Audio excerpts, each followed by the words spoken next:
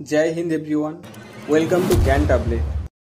Recently তুমি খবরে দেখে থাকবে ভারতের members of parliament, ex union ministers ও এক্স ডিপ্লোম্যাটসরা অপারেশন সিন্দুর নিয়ে ভারতের বার্তা সারা বিশ্বের সামনে স্পষ্টভাবে পৌঁছে দিতে 7টি গ্রুপে সমস্ত বিশ্বে যাচ্ছেন। কেন পড়লো এর প্রয়োজন, আর এই যাত্রার উদ্দেশ্যই বা কি? তাছাড়া কেন 33টা স্থানকে সিলেক্ট করা হলো? কেনই বা অপারেশন সিন্দুরের পর দেশের পিএমকে ইন পার্সন আদমপুর এয়ারবেসে যেতে হয়েছে? ন্যারেটিভ ওয়ারফেয়ারটাই বা কি? কেন এর প্রতি গুরুত্বপূর্ণ দৃষ্টি দেওয়া প্রয়োজন?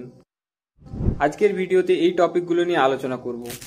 প্রথমে আসি ন্যারেটিভ ওয়ার কি এই বিষয়ে। দেখো, ন্যারেটিভ ওয়ারফেয়ার হলো এমন একটি যুদ্ধ যা বন্দুক আর ট্যাঙ্ক নিয়ে যুদ্ধক্ষেত্রে হয় না, বরং তা তথ্য আর ইনফরমেশনের মাধ্যমে হয়। একবার ভেবে দেখো, আমরা যে কোনো বিষয়ে ওপিনিয়ন তৈরি করি তা কিসের উপর ভিত্তি করে? আমাদের সামনে থাকা ইনফরমেশনের উপরে ভিত্তি করে, তাই তো? মনে করো তোমার কারোর সাথে ঝগড়া বা মারামারি হয়েছে। এবার তোমাদের দুজনের মধ্যে যে স্পষ্টভাবে আত্মপক্ষ সবার কাছে তুলে ধরতে পারবে, সবাই তার কথায় গুরুত্ব দেবে, তা সে গ্রাউন্ড রিয়েলিটি যাই হোক না কেন। ইনফরমেশনের উপরে ভিত্তি করেই আমরা জাজ করি কে ঠিক আর কে ভুল। সহজ কথাই এটাই হলো ন্যারেটিভ ওয়ারফেয়ার।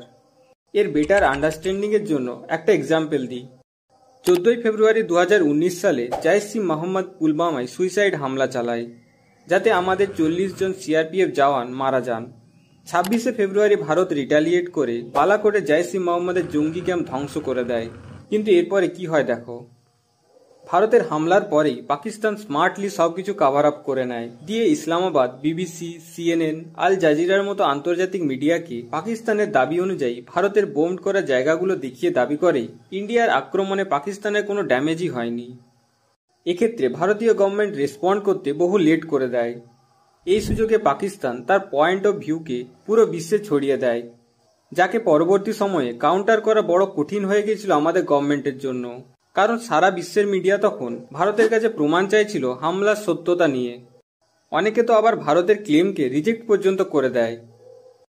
অথচ একবার ভেবে দেখো, ইউএসএ তো 2 মে 2011 সালে বিন লাদেনকে এলিমিনেট করেছিল। তার কোনো ভিডিও প্রুফ বা ইমেজ কি ইউএসএ পৃথিবীকে দেখিয়েছে? অথচ দেখো, আজ সারা পৃথিবীতে এটা এস্টাবলিশড ফ্যাক্ট যে USA eliminated bin Laden. USA কিভাবে এই ন্যারেটিভটা সারা পৃথিবীতে সফলভাবে ছড়িয়ে দিল? এতে গুরুত্বপূর্ণ ভূমিকা নিয়েছে তাদের মিডিয়া, ফিল্ম ইন্ডাস্ট্রি। তুমি একাধিক মুভি দেখে থাকবে বা বই পড়ে থাকবে ইউএসএর এই অপারেশন নিয়ে। এভাবে কোনো প্রুফ না দেখিয়েও ইউএসএ এটা এস্টাবলিশড করে দিয়েছে যে ইউএসএ বিন লাদেনকে এলিমিনেট করে। কিন্তু বালাকোটে সন্ত্রাসবাদের বিরুদ্ধে চালানো একটা ক্রস বর্ডার অপারেশনে আমরা সফল হলেও ন্যারেটিভ ওয়ারে পাকিস্তান অনেক এগিয়ে যায় আর সন্ত্রাসবাদকে নিজের দেশে প্রশ্রয় দেওয়া জারি রাখে। এর থেকেই বোঝা যায় ন্যারেটিভ ওয়ারফেয়ার কিভাবে সাধারণ মানুষের ওপিনিয়ন গঠনে, পলিটিক্যাল ভিউ তৈরি করতে কিংবা ইন্টারন্যাশনাল এরেনাতে কোনো দেশের ভাবমূর্তি গঠন করতে পারে। এবার আসি দেশের পিএম এর আদমপুর বেস ভিজিট করা নিয়ে। দেখো, অনেকে এর অনেক রকম ব্যাখ্যা দেবে, পিআর বা অন্য কিছু। আমি সেগুলো মানা করছি না, কিন্তু এর একটা উদ্দেশ্য ছিল চীন ও পাকিস্তানের মিস ইনফরমেশনকে কাউন্টার করা।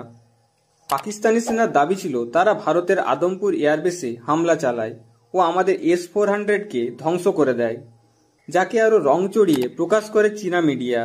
যাকে কাউন্টার করতে পিএম নিজে আদমপুর যান, যাতে সত্যটা সারা দেশ সহ সারা বিশ্বের সামনে তুলে ধরা যায়।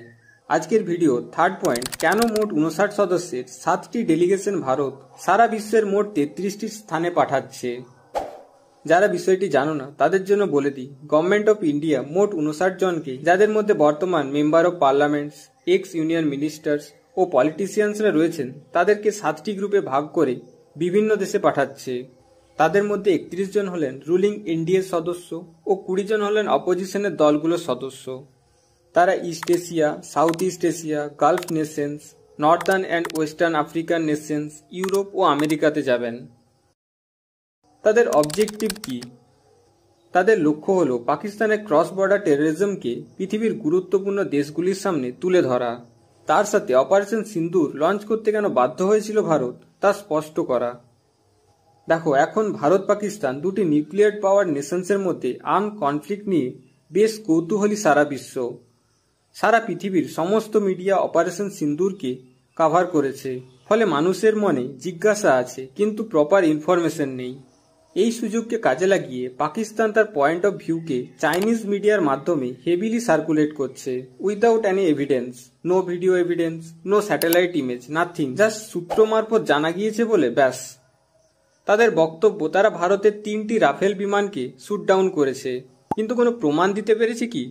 তার সাথে তুর্কির মিডিয়াও পাকিস্তানের ক্লেমকে without any legit proof publish করেছে, যাতে মানুষের মনে একটা ধারণা হবে সবাই বলছে যখন তাহলে সত্যিই হবে, যা একদমই ভুল। কারণ ভারত যেভাবে স্যাটেলাইট ইমেজ আর ভিডিও দিয়ে নিজের পক্ষ তুলে ধরেছে, পাকিস্তান তার কিছুই করতে পারেনি, অনলি ক্লেমস। কিন্তু এক্ষেত্রে ভারতের একটা বিরাট সীমাবদ্ধতা আছে। আমাদের পয়েন্ট অফ ভিউকে বিশ্বের সামনে প্রেজেন্ট করার জন্য উপযুক্ত কোনো মিডিয়াই আমাদের নেই। মনে করো কাল ব্রিটেনকে কোনো মেসেজ সারা পৃথিবীতে পৌঁছানোর প্রয়োজন হলো, তাদের বিবিসি আছে। পৃথিবীতে 100-রও বেশি দেশে বহু ভাষায় বিবিসি অপারেট করে। সিমিলারলি ইউএসএর আছে সিএনএন আর অ্যাসোসিয়েটেড প্রেস। চীনের আছে গ্লোবাল টাইমস, যার ফুল সাপোর্ট পাচ্ছে পাকিস্তান নিজের ন্যারেটিভ সারা বিশ্বে ছড়িয়ে দেওয়ার জন্য। সেরকম ভারতের কাছে কোন মিডিয়াটি আছে যে ভারতের পয়েন্ট অফ ভিউটাকে সারা বিশ্বের সামনে তুলে ধরবে? কমেন্ট করে জানিও তার নাম। তাই অপারেশন সিন্দুরে ভারতের অবস্থান, সন্ত্রাসবাদে পাকিস্তানের মদতের কথা বিশ্বমঞ্চে তুলে ধরতে এতগুলি দেশে যাচ্ছে ইন্ডিয়ান ডেলিগেশন। আর তার সাথে ইন্দাস ওয়াটার ট্রিটি নিয়ে ভারতের অবস্থানও বিশ্বের কাছে স্পষ্ট করার প্রয়োজন আছে। পাকিস্তানের সন্ত্রাসবাদীদের কার্যকলাপ আটকাবার জন্য ইন্টারন্যাশনাল কমিউনিটির সাপোর্ট খুব প্রয়োজন। কারণ ভারত পাকিস্তানের ওপর যতই প্রেসার দিক, কিন্তু ইন্টারন্যাশনাল কমিউনিটির চাপ, যেমন ইউনাইটেড নেশনের মতো অর্গানাইজেশনের ভূমিকা এখানে খুবই গুরুত্বপূর্ণ। কারণ সারা পৃথিবীতে পিস অ্যান্ড সিকিউরিটি মেনটেন করার দায়িত্ব ইউনাইটেড নেশন সিকিউরিটি কাউন্সিলের। ফলে ইউনাইটেড নেশন সিকিউরিটি কাউন্সিলের সদস্য দেশগুলির সামনে পাকিস্তানের আসল চরিত্র প্রমাণসহ স্পষ্টভাবে তুলে ধরা খুবই প্রয়োজন, যাতে তাদের মধ্যে পাকিস্তান ও সন্ত্রাসবাদ নিয়ে কোনো ডিলেমা না থাকে। ভারতেরও যাতে ইউনাইটেড নেশনে এই পাকিস্তানি সন্ত্রাসবাদের বিরুদ্ধে কণ্ঠ আরও দৃঢ় হয়, তার জন্যই এই পদক্ষেপ নিয়েছে গভর্নমেন্ট অফ ইন্ডিয়া। এতে ভারতের ডেলিগেশন ইউনাইটেড নেশনের 5টি পার্মানেন্ট সদস্যের মধ্যে চায়না বাদে বাকি 4টি দেশে যাবে, অর্থাৎ আমেরিকা, ব্রিটেন, ফ্রান্স ও রাশিয়া যাবে আমাদের ডেলিগেশন। এর সাথে ইউনাইটেড নেশন সিকিউরিটি কাউন্সিলের নন পার্মানেন্ট 10টি সদস্য দেশের মধ্যে 8টিতে যাবে ভারতীয় ডেলিগেশন। ইউনাইটেড নেশনের সিকিউরিটি কাউন্সিলের এই নন পার্মানেন্ট সদস্যরা প্রতি 2 বছরের জন্য সিকিউরিটি কাউন্সিলে আসে। ভারতের ডেলিগেশন জাপানে যাবে। জাপান কোয়াড্রিল্যাটারাল সিকিউরিটি ডায়ালগ, যাকে আমরা কোয়াড বলি, তার সদস্য। এই গ্রুপটি সাউথ কোরিয়াও যাবে। সাউথ কোরিয়া বর্তমানে ইউনাইটেড নেশন সিকিউরিটি কাউন্সিলের নন পার্মানেন্ট সদস্য। তারা আরও ইন্দোনেশিয়াতেও যাবে। সাম্প্রতিক সময়ে ভারতের সাথে ইন্দোনেশিয়ার কূটনৈতিক সম্পর্ক বেশ মজবুত হয়েছে, তার সাথে ডিফেন্স কোঅপারেশনের কথাও চলছে। এ অবস্থায় কোনো মিস ইনফরমেশনে যাতে 2 দেশের মধ্যে কোনো ভ্রান্ত ধারণা তৈরি না হয়, তার জন্য ইন্দোনেশিয়ার যাত্রা। মালয়েশিয়া বর্তমানে association of South East Asian নেশনসের চেয়ারপারসন এবং এবছরের শেষে ইস্ট এশিয়ান সামিট হোস্ট করবে মালয়েশিয়া।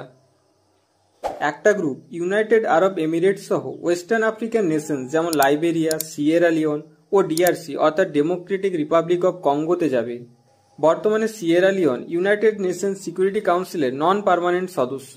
এছাড়া ভারতের গ্লোবাল সাউথের লিডার হতে গেলে এই আফ্রিকান দেশগুলোর ক্রিটিক্যাল রোল থাকবে, ফলে তাদের সাথে সম্পর্ক মজবুত করা অত্যন্ত জরুরি।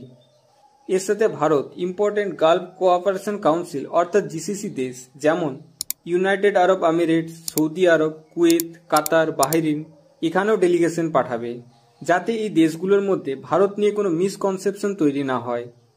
কংগ্রেস থেকে মেম্বার অব পার্লামেন্ট শশী থারুরের নেতৃত্বাধীন গ্রুপটি United States of America, Central American countries যেমন পানামা ও সাউথ আমেরিকান কান্ট্রি যেমন ব্রাজিল, গুয়ানা ও কলম্বিয়াতে যাবে। United States of America security কাউন্সিলের পার্মানেন্ট সদস্য, আর পানামা ও গুয়ানা বর্তমানে ইউনাইটেড নেশন সিকিউরিটি কাউন্সিলের নন পার্মানেন্ট সদস্য। অন্যদিকে একটা গ্রুপ স্পেন, গ্রিস, স্লোভানিয়া ও রাশিয়া যাবে। রাশিয়া ইউনাইটেড নেশন সিকিউরিটি কাউন্সিলের পার্মানেন্ট সদস্য, আর গ্রিস ও স্লোভানিয়া বর্তমানে নন পার্মানেন্ট সদস্য।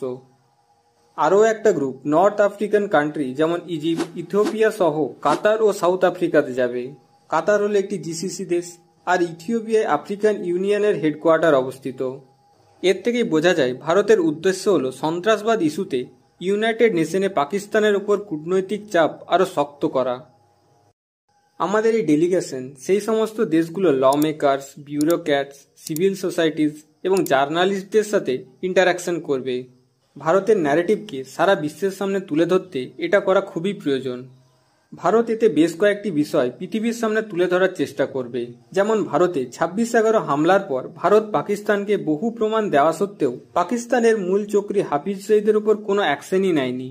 আবার পাঠানকোট হামলার পরও ভারত পাকিস্তানকে পাঠানকোটে এসে জয়েন্ট ইনভেস্টিগেশন করার আমন্ত্রণ জানায়, অথচ পরে পাকিস্তান বলে ভারত নিজেই পাঠানকোটে হামলা চালিয়েছে। ফলে পেহেলগাম হামলার পর অপারেশন সিন্দুর চালাতে বাধ্য হয়েছে ভারতীয় সেনা।